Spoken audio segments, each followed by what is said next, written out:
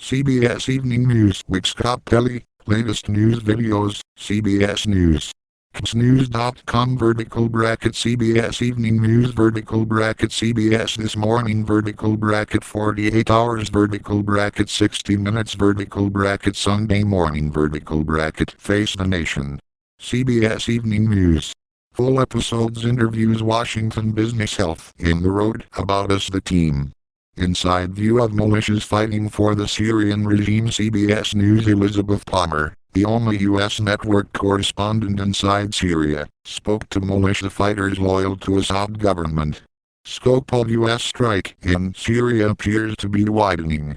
Syria's military has started moving equipment, forcing the Pentagon to find other targets and consider using more powerful weapons. The VW plant brings auto manufacturing jobs to Tennessee.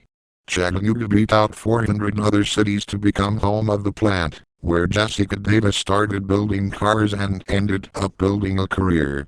High tech and high risk at the America's Cup.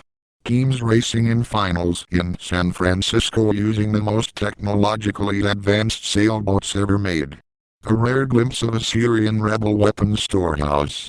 Free Syrian Army rebel leader tells CBS News Clarissa Ward the U.S. has not delivered the ammunition it promised.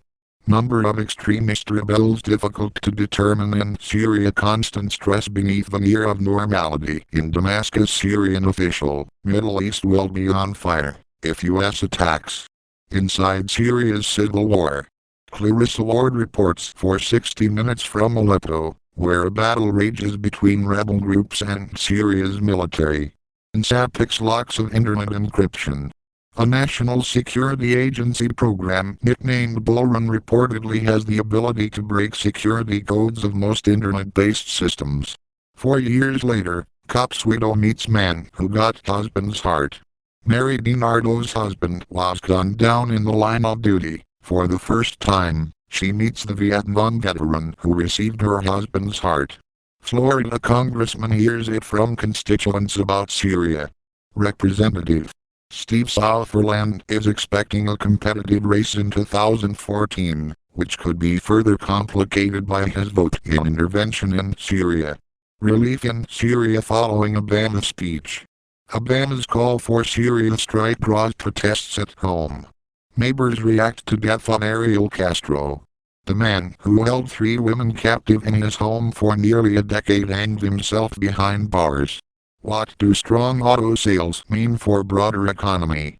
New numbers show August had the highest number of auto sales of any month since the Great Recession.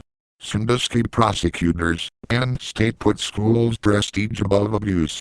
Frank Feeney and Joseph McJettigan tell 60 Minutes Sports they don't believe Joe Paterno was part of conspiracy to conceal Jerry Sandusky's crimes. Photos honor builders of new SF Oakland Bay Bridge.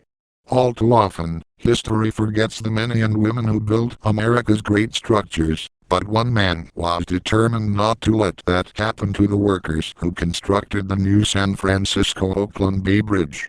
16 photos photographing the labor of bridge builders. Painting bought for $46 worth $390,000. A British man discovered a painting he had left in a drawer for 10 years was an original work of John Constable's. New York City concert gets put spotlight on new drug Molly. Meth, a more potent form of ecstasy, is glorified in pop culture and has caused several recent overdoses at music concerts. Program hopes to accommodate demographic tsunami of seniors. Nearly 3 million Americans will turn 65 this year. Pilot program seeks an alternative to expensive nursing homes. The instrument that started war photography.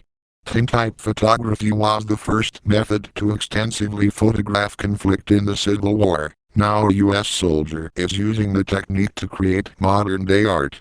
A rabbi's moment at the March on Washington. Joachim Prince spoke just before Martin Luther King, Jr. in the day of the historic civil rights event, encouraging Americans to speak up. Civil rights leaders still work to do on MLK's dream. Nation honors Dr. Martin Luther King, Jr. Obama, Syria chemical attack a challenge to the world. President Obama said the